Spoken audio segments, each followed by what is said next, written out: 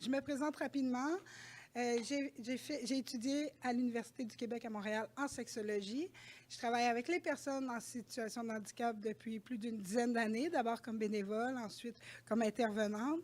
Et j'ai choisi de travailler la sexualité parce que c'est un sujet tellement tabou et c'était un grand besoin que j'ai remarqué. Beaucoup de personnes avec qui je discutais, jasais, avaient toujours ce tabou-là. C'était difficile pour elles d'en parler avec d'autres intervenants, avec la famille. Donc, pour moi, c'était vraiment un besoin chez la population de développer cet aspect-là. Le travail de sexologue, je tiens à le préciser quand je fais une présentation parce que ce n'est pas seulement de la thérapie de couple. Donc, je voulais préciser qu'on fait aussi beaucoup d'autres choses, entre autres de la relation d'aide, de l'accompagnement. On aide les gens à aller vers les services sociaux. Moi, je travaille beaucoup en défense des droits sexuels, qu'on va définir un peu plus tard. Donc, c'est tout ça. Ce n'est pas seulement de la thérapie, je tenais à le préciser. D'abord, je tiens à inscrire la santé sexuelle pour débuter ma présentation parce que ce n'est pas tout le monde qui sait que c'est un aspect important, mais qui est défini au niveau mondial. L'Organisation mondiale de la santé définit la santé sexuelle comme suit, c'est-à-dire un état de bien-être physique, psychologique et social, dans le domaine, bien sûr, de la sexualité, qui requiert une approche positive et respectueuse de la sexualité, des relations sexuelles, donc l'aspect pratique et pas juste théorique, ainsi que la possibilité d'avoir des expériences sexuelles qui soient source de plaisir, sans risque, libre de toute coercition, discrimination ou violence. Donc, tout le monde ici, vous serez d'accord pour dire que c'est une définition qui est fondée essentiellement sur les droits humains, les droits de la personne. De là, plusieurs organismes internationaux ont construit des chartes qui décrivent les droits sexuels. Donc, en plus des droits humains, on a spécifié des chartes sur les droits sexuels. Vous pouvez trouver ces différentes chartes là, facilement sur Internet, entre autres par la Fédération internationale du planning des naissances, par exemple, ou le WAS, qui est l'organisme mondial, c'est World Association for Sexual Health, donc Organisation mondiale de la santé sexuelle. Il y a beaucoup d'autres organismes aussi. J'ai beaucoup coupé là, pour ma présentation, mais il existe plusieurs chartes des droits sexuels. Il y en a des canadiennes, des québécoises, mais aussi internationales. Entre autres, ces chartes, qu'est-ce qu'elles régissent? Elles régissent surtout l'égalité homme-femme, différents droits par rapport, bien sûr, au contrôle des naissances, mais au libre choix d'avoir ou non une sexualité active. Et aussi, de plus en plus d'études internationales à échelle mondiale vont utiliser le droit sexuel ou la liberté sexuelle comme unité de mesure de la démocratie dans certains pays.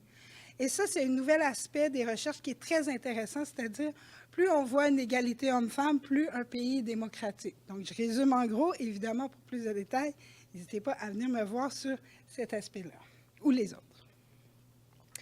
Donc, sexualité et les handicaps. Les droits sexuels, dont je viens de vous énumérer quelques exemples, sont souvent bafoués auprès des personnes en situation de handicap. Évidemment, ce n'est pas une surprise, je pense, pour personne. Je vous ai mis quelques exemples ici. L'intimité auprès des intervenants, auprès de la famille. On oublie souvent que les personnes sont sexuées, donc à quoi bon préserver leur intimité, leur dignité. Le libre choix de rencontrer, d'avoir des partenaires sexuels aussi. On fait souvent la promotion de partenaires amoureux, sans oublier que les personnes peuvent choisir d'avoir des partenaires uniquement sexuels. Accès à l'information et à l'éducation. Beaucoup de gens arrivent à l'âge adulte, personnes en situation de handicap toujours, dont je parle ici, arrivent à l'âge adulte sans savoir comment entrer en relation interpersonnelle avec d'autres personnes. C'est souvent lié à une plus faible éducation au niveau socio-sexuel. Donc, représentation sociale diversifiée. Évidemment, quand on voit souvent à la télé, dans les films, une personne en situation de handicap qui a une relation sexuelle, elle doit la payer. Donc, ce n'est pas une représentation qui est très réaliste, ou en tout cas qui reflète la réalité. Donc, très peu de soutien des professionnels de la santé. Hein. Souvent, les personnes ne sont pas formées pour aborder la sexualité, donc évitent même d'aborder le sujet. Ils dirigent les personnes sans trop le savoir. Demande à ta famille, va vers tes parents vers qui, justement, ils n'ont pas reçu cette éducation-là. Donc, encadrement politique sur lequel on va surtout se pencher aujourd'hui. Donc, qu'est-ce que la citoyenneté sexuelle? J'embarque tout de suite dans le vif du sujet. Je vous ai présenté ici deux auteurs préférés, mais sachez qu'il y a une panoplie d'auteurs qui ont défini le concept et qui travaillent le concept. Ma préférée, définition de Klugman, dans un texte de 2017, mais il y a aussi d'autres textes qu'elle le rapporte, dont un plus récent en 2017. La sexualité est habituellement cadrée dans la sphère privée, mais associée à la citoyenneté, elle prend une place légitime dans les débats publics. Le plaisir sexuel, bien sûr, ce n'est pas la responsabilité de l'État, mais la législation au droit au plaisir sexuel devient nécessairement une question politique, parce qu'on parle de droit. Donc, la citoyenneté sexuelle, selon Duprat, est un statut qui reconnaît l'identité sexuelle des personnes et leur droit à une vie sexuelle de qualité, donc le droit de pratiquer la sexualité, pas juste le fait de dire que les personnes ont le droit, mais aussi de mettre en œuvre et en place des politiques qui leur permettent l'expression de leur sexualité. Donc, le pouvoir de l'action citoyenne, pourquoi j'ai mis ça? C'est avec le titre que vous voyez dans le pamphlet, c'était vraiment l'éducation à la citoyenneté sexuelle sur laquelle je voulais vous parler aujourd'hui, que je voulais vous décrire aujourd'hui. Pourquoi l'action citoyenne et la citoyenneté sexuelle, quel est le lien entre les deux? C'est qu'on a mis en place divers groupes d'apprentissage de la citoyenneté sexuelle. Ce qui veut dire qu'on impliquait les personnes dans tous des projets avec, par et pour, à nous définir selon eux qu'est-ce que ça veut dire la citoyenneté sexuelle. Donc, les personnes devenaient actives plutôt que passives dans leur apprentissage, plutôt que d'arriver avec une définition, un cours très théorique sur les droits sexuels, qu'est-ce que la citoyenneté, qu'est-ce que la sexualité. Dites-nous, selon vous, en tant que citoyens, quels sont vos droits et responsabilités concernant la sexualité. Donc, ça a permis aux personnes de faire le lien entre qu'est-ce qui est la réalité, qu'est-ce qu'elles vivent, et les droits sexuels. Évidemment, il a fallu d'abord s'exprimer sur les oppressions qu'elles vivent, donc rendre compte quels sont les droits qui sont bafoués. Ensuite, je vais vous démontrer dans nos résultats comment ça a favorisé l'émancipation sexuelle de ces personnes. Et pour tout de suite, je voudrais vous montrer le résultat créatif, donc le groupe de personnes avec qui j'ai travaillé le plus récemment ont mis en place un projet vidéo sur le thème de la citoyenneté sexuelle. Donc, toutes les personnes présentes dans la vidéo ou qui ont participé sont en situation de handicap.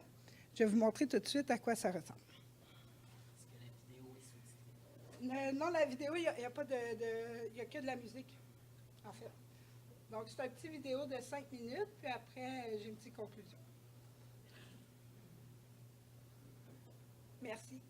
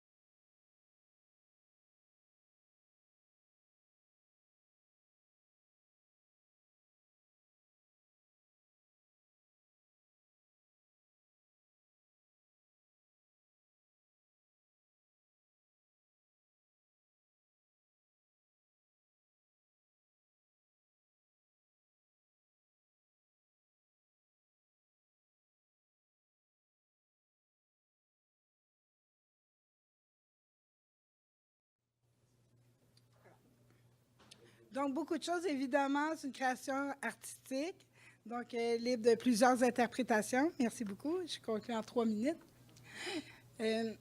Pour les personnes, bien sûr, on a fait une étude qualitative à partir de ça. Plusieurs choses sont ressorties. Je vais vous montrer rapidement les résultats après.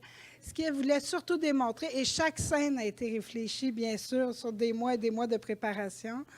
Entre autres, pour les costumes, le voilage, qui montrait pour elle comment la sexualité est voilée, est toujours cachée, souvent ensevelie sous l'eau, un peu comme dans l'océan, finalement. Ils ont spécifiquement choisi 2 femmes parce que si l'homosexualité est de moins en moins tabou pour les personnes en situation de handicap, elle l'est toujours. On ne les croit pas. On croit que c'est parce qu'ils ne sont pas assez éduqués, qu'ils ne savent pas comment choisir un partenaire de même sexe, par exemple.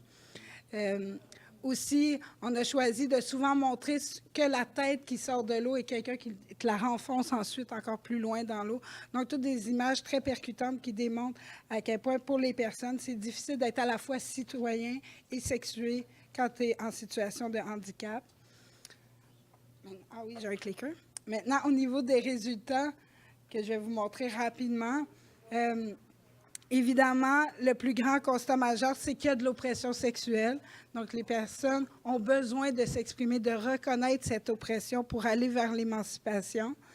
Elles entretiennent un engagement social, ce qui les permet de partager ensemble et d'avoir une vision sociale de la sexualité, qui permet ensuite de les inscrire dans une visée politique. Elles ont besoin de cette reconnaissance sociale d'être sexuées pour finalement aller vers l'émancipation sexuelle. Donc, tout ça, c'est rapidement décrit. Évidemment, en texte, c'est beaucoup plus détaillé. Finalement, ce qui est le plus important, le message à retenir aujourd'hui de ma présentation, c'est que mythes et préjugés sociaux concernant la sexualité des personnes en situation de handicap persistent malgré une réalité bien différente qui demeure taboue.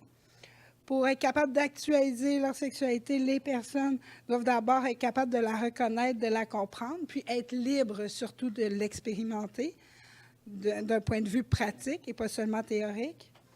Et finalement, le fait de prendre part à l'action sociale en dénonçant l'oppression sexuelle aide les personnes à s'émanciper sexuellement au point de vue individuel, mais aussi collectivement, en passant le message qu'eux aussi sont des personnes sexuées.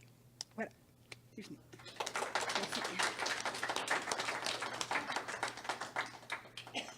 Natacha Plourde et Virginie Cogibault. Virginie qui n'est pas là, qui est professeure à l'Université d'Ottawa, et Natacha qui est étudiante au doctorat à l'Université d'Ottawa en psychologie.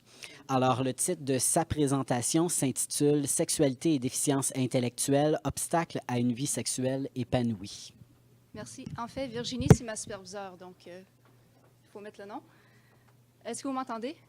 Oui? OK. On dirait que c'est vraiment calme ici. OK, donc je vais commencer avec les obstacles envers la sexualité des personnes ayant une déficience intellectuelle pour pouvoir mener ensuite à les travaux que j'ai faits pour ma thèse. Donc, un des obstacles majeurs par rapport à la sexualité pour les personnes ayant une déficience intellectuelle, c'est les attitudes envers leur sexualité. C'est encore un sujet incroyablement tabou. Et 2 attitudes qui vraiment dominent dans le domaine, c'est que, 1, ce sont des gens asexuels qui n'ont pas de sexualité, aucun désir, qui sont enfantins, et qui ont besoin de protection. Et ironiquement, on pense aussi que ce sont des gens qui sont hypersexuels, incapables de contrôler leur pulsion, des déviants sexuels.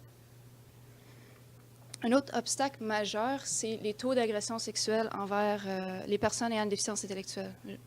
Donc, les personnes ayant une déficience intellectuelle, les recherches ont démontré des taux quand même assez élevés, allant jusqu'à 90% des gens ayant une déficience intellectuelle sont victimes d'agressions sexuelles.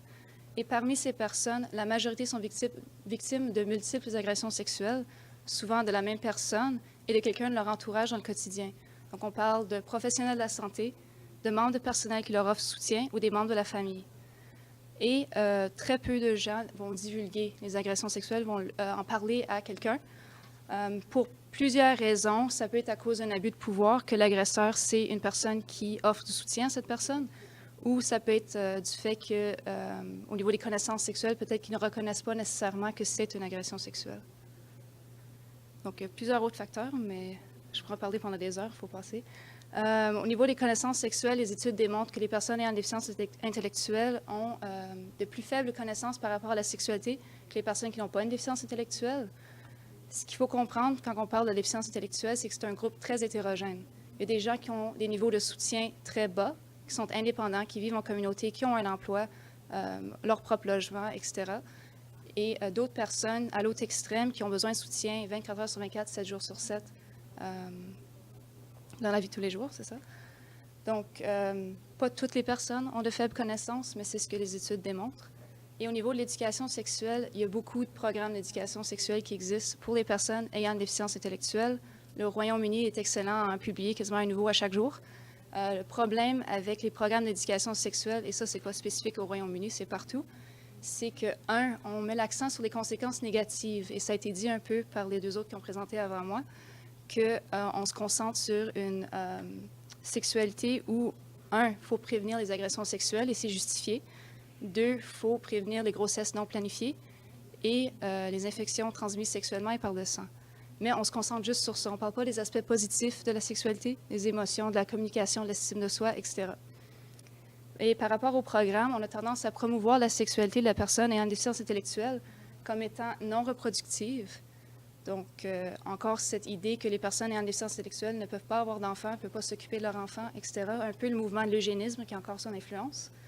Solitaire, donc si la personne a la sexualité, on va viser plus la masturbation que n'importe quoi d'autre. Donc, c'est pas avec d'autres personnes. Encore une fois, mouvement de l'eugénisme, etc.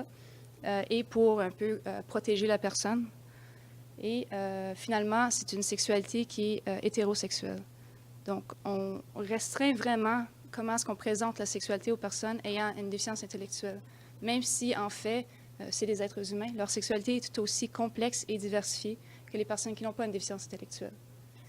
Et finalement, par rapport à l'éducation sexuelle, au programme d'éducation qui existe, il y a vraiment une absence d'évaluation. Évaluation à long terme, donc des effets positifs de ces programmes, et une absence aussi de ce qu'on appellerait base empirique.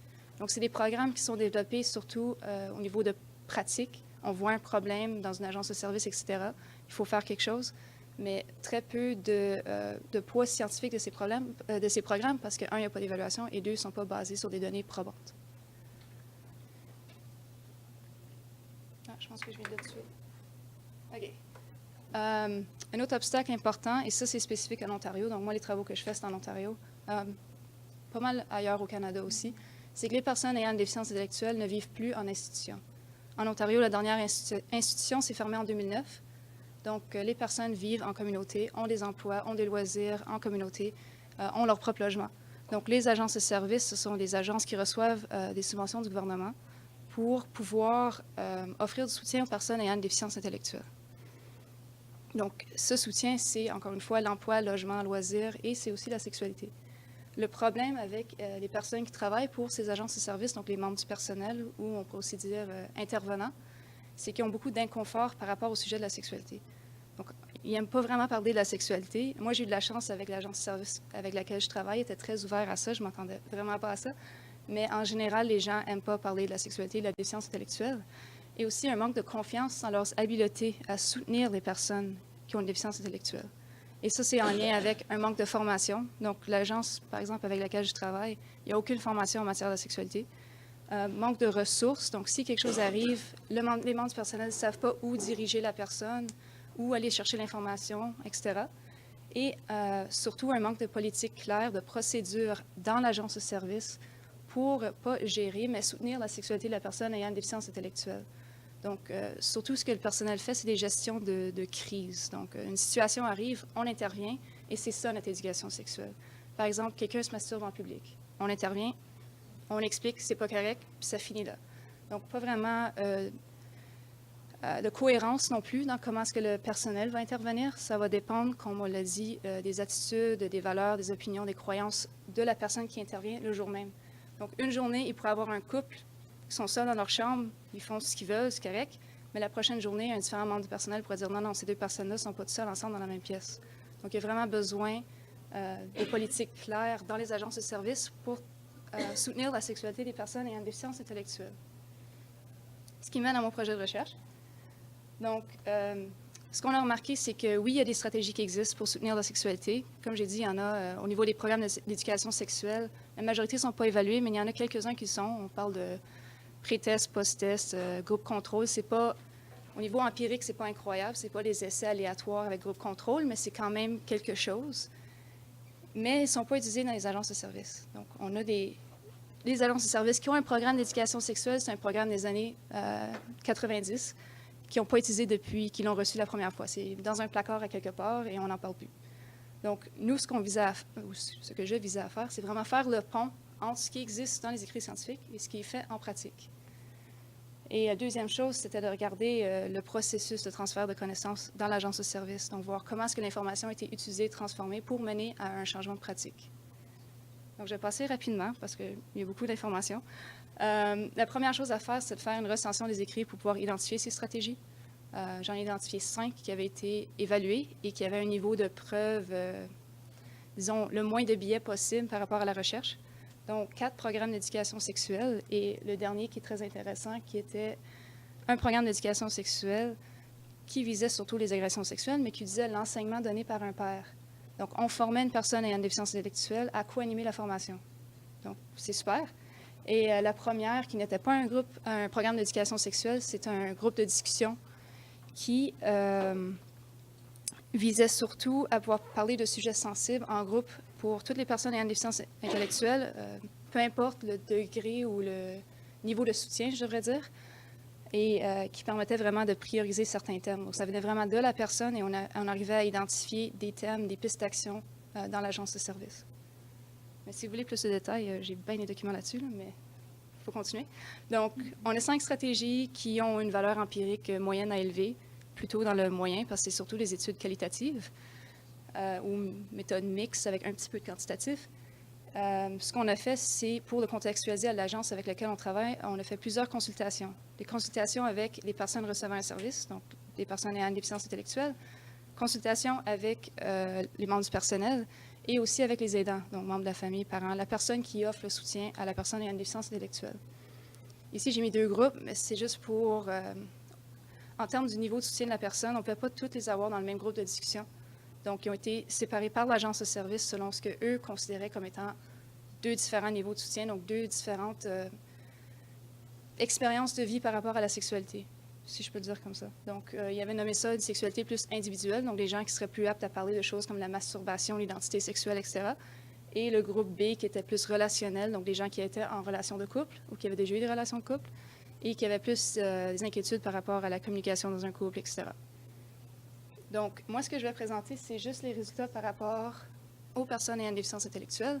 Parce que quand on fait de la recherche en DI, ce qui est très important, c'est de faire la recherche impliquant ces personnes et de vraiment apprendre ce qu'ils disent avant tout. Donc, on a fait des consultations, mais ils étaient aussi membres d'un comité consultatif tout le long du projet. Et ce qui est intéressant ici, c'est que durant les consultations, ils ont sorti des obstacles qui n'étaient pas nécessairement identifiés dans la littérature. Et j'ai oublié de le dire, mais les consultations avaient le but, de parler des stratégies, pour voir quelle stratégie qu'ils préfèrent, quelle stratégie fonctionnerait ou pas dans l'agence de service, mais aussi de comprendre quel est le soutien qu'ils reçoivent en ce moment par rapport à la sexualité. Donc, on a parlé vraiment un peu de tout. Et ce que le groupe A a démontré, c'est qu'il y a vraiment une absence de temps privé, chose qu'on voit dans la littérature, pour pouvoir, par exemple, se masturber. Et s'ils choisissent de le faire, c'est à la toilette, qui est maintenant rendu un milieu public. Donc, beaucoup de problèmes à ce niveau-là. Au niveau de les relations que ces personnes ont dans l'agence de service, ils disent que beaucoup de gens ont des attitudes très négatives envers leurs relations. Donc, si quelqu'un sort avec son chum, sa blonde, son partenaire, pour aller voir un film ou une danse, etc., les membres du personnel et les membres de la communauté portaient beaucoup de jugement et explicitement disaient des commentaires très inappropriés à ces personnes. Donc, pour eux, c'est pas sorti dans la littérature, là, mais pour eux, c'est très important d'avoir ou de travailler la sensibilisation par rapport à la sexualité des personnes ayant une déficience intellectuelle.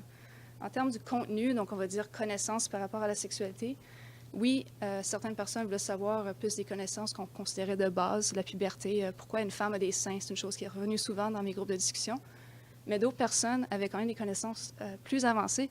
On parlait de threesome, foursome, orgy, je ne sais pas c'est quoi les mots en français, là, mais vraiment sexe anal, etc. Des choses à quoi je ne m'attendais pas nécessairement dans ce groupe de discussion. Pour le groupe B, ce que j'ai appris, c'est qu'il y a vraiment des limites dans le soutien que peuvent offrir les agences de services. Oui, leur rôle, vraiment, c'est de soutenir la personne dans tous les aspects de la vie, mais par exemple, pour naviguer le système de l'aide à l'enfance, donc j'avais une mère qui avait perdu son enfant et qui avait reçu aucun soutien. L'agence s'est dit, bien, c'est légal, on ne peut pas t'aider avec ça. Donc, cette personne n'avait pas nécessairement eu l'accompagnement nécessaire pour comprendre ce qui allait arriver à son enfant. En termes de contenu, on parle d'aller au-delà de la base, donc pas juste contraception, ITSS, etc., qui est ce qu'on se concentre d'habitude dans les programmes d'éducation sexuelle. Parfait. Et en termes de contenu, encore une fois, diversité sexuelle, donc on parle de personnes trans, etc., et comment prendre soin de l'enfant, c'était très important. OK, donc, on a fait des consultations. Ensuite, on a fait un dialogue entre parties prenantes. Donc, c'est vraiment pouvoir avoir une grande discussion avec la direction de l'agence de service. Donc, on avait la direction de tous les différents services, environ une trentaine de personnes, où on a présenté les résultats de consultation et les stratégies dans le but de pouvoir identifier une stratégie à mettre en œuvre dans l'agence de service. On n'a pas réussi à trouver une stratégie dans les 4 heures qu'on avait, mais on a réussi à trouver une équipe de mise en œuvre avec qui j'ai eu des rencontres pendant quelques mois pour pouvoir identifier une stratégie quelconque, qui pouvait être une des 5 ou un mélange des 5 ou n'importe quoi. Dans le transfert de connaissances, je ne voulais pas imposer rien, c'était vraiment plus une collaboration entre moi et les différents agents. Et il y avait aussi des personnes ayant une déficience intellectuelle et les aidants durant cette rencontre et dans l'équipe de mise en œuvre. Et finalement, ce qu'on a trouvé ou ce qu'on a choisi, c'était d'avoir une formation sur ce qu'on appelait la santé sexuelle, mais 2 sous-formations, une sur la diversité sexuelle et l'autre sur les méthodes de protection. Mais ce qui était le plus intéressant dans tout ça, c'est que l'agence poussait vraiment pour avoir l'enseignement donné par un père. Donc, d'avoir une personne, membre de l'agence de service, qui va co-animer avec moi, mais nous, on est allé un peu plus loin, on l'a embauchée. Donc, oui, elle va co-animer avec moi, mais elle va aussi travailler pendant quelques mois le contenu des formations, le rendre plus accessible, de un, le plus intéressant en termes d'activité, mais aussi travailler le contenu, parce que ça se peut qu'il y ait quelque chose que j'ai pris des consultations que je trouvais super important, mais que pour la personne, vraiment, ce n'était pas ça qui était le plus important pour eux. Et finalement, dans l'ensemble de la chose, on fait une évaluation du processus. Donc, comment est-ce que l'information a été utilisée du début à la fin, par qui a pris les décisions, qu'est-ce que ça veut dire. Donc, tout avait été enregistré, noté. J'ai pas hâte d'analyser tout ça, mais c'est quand même un grand échantillon d'informations qualitatives.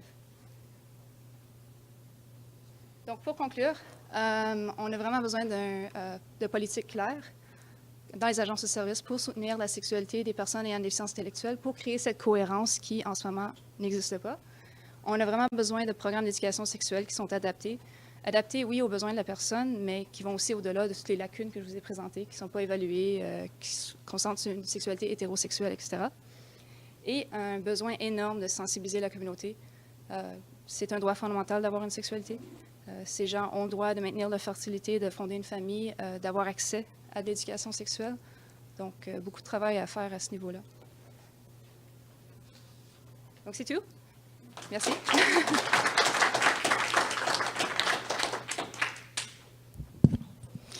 Merci beaucoup, Natacha. Je ne sais pas si on a un micro dans la salle. Est-ce qu'il y a des gens qui savent si on a un micro détachable? Ah, voilà, super. Je pourrais me promener et vous l'apporter. Je suis biaisé comme animateur de ce panel. Je déclare ce panel le plus intéressant de toute la conférence. Parce que je travaille dans le champ des sexualités, j'adore entendre ces liens faits entre sexualité et handicap. Mais blague à part, donc merci, excellente présentation aussi. J'ai envie de vous inviter, je sais qu'on est un peu en retard, je sais que Maria, elle est là, est-ce qu'on va commencer l'autre un petit peu en retard, le dernier?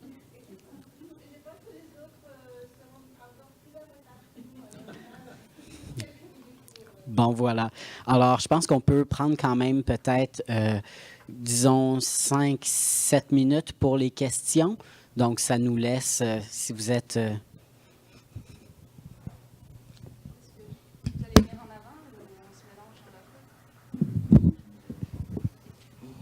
Oui, j'invite peut-être les AG et Sonia à se présenter à l'avant. Oui, moi je suis juriste française, donc je ne connais pas vos structures.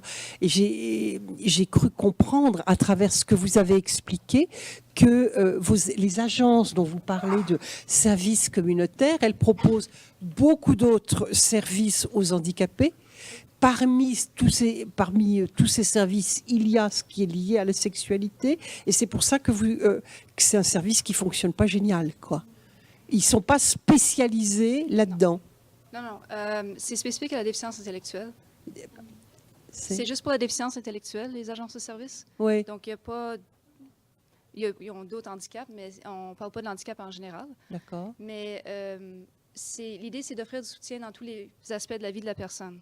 Donc, la majorité se spécialise, si on veut, dans loisirs, logement, emploi. Ouais. Mais toutes les autres composantes de la vie tombent aussi dans les responsabilités de l'agence de service. Mais non, il n'y a pas de sexologue, il n'y a pas de psychologue, expert en sexualité, d'intervenants qui ont une formation en sexualité dans les agences de service. Oui, Ils mais prennent des gens du Québec. quand même, vous avez des agences qui existent très officiellement et qui peuvent proposer la sexualité, alors que chez nous, la dernière loi que nous avons eue sur la prostitution a décidé que les clients des prostituées seront pénalisables, on peut les poursuivre, on peut les condamner à des amendes, et ça concerne tous les handicapés qui ont recours à des services. Donc c'est dramatique pour nous. En fait, c'est la même chose au Canada. Donc, au Canada, les clients sont aussi punis quand ils proposent ou utilisent des services de prostitution. Et si je peux répondre aussi par rapport aux services sociaux, le service de sexualité qui est offert, ce n'est pas un service d'aide à la sexualité ou un service sexuel. Donc, c'est vraiment un service d'aide, de soutien pour aller à la rencontre de personnes ou vivre une sexualité. Il n'y a pas dans les services sociaux vraiment une présence sexuelle et il n'y a pas d'intervenants qui font de la sexualité avec des personnes. C'est vraiment autre chose.